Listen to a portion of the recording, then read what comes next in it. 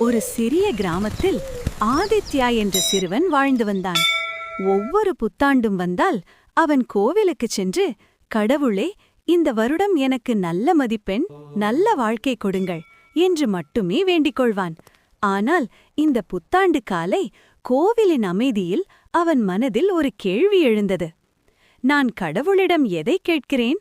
ஆனால் கடவுளுக்காக நான் என்ன செய்கிறேன்? அந்த நொடியிலிருந்து ஆதித்யாவின் பிரார்த்தனை மாறியது. கடவுளே, இந்த புதிய ஆண்டில் நான் பொய் பேச மாட்டேன், யாரையும் காயப்படுத்த மாட்டேன், என்னால் முடிந்த உதவியை பிறருக்கு செய்வேன், என் கடமைகளை நேர்மையாக செய்வேன் என்று மனதார சொன்னான். நாட்கள் சென்றன. அவன் பொறுமையுடன் நடந்தான். பாடம் புரியாத நண்பர்களுக்கு உதவினான். பெற்றோரின் வார்த்தைகளுக்கு மரியாதை கொடுத்தான். சின்ன சின்ன தவறுகளை திருத்திக் கொண்டான். ஆண்டின் முடிவில் அவன் வாழ்க்கை மெதுவாக மாறியிருந்தது.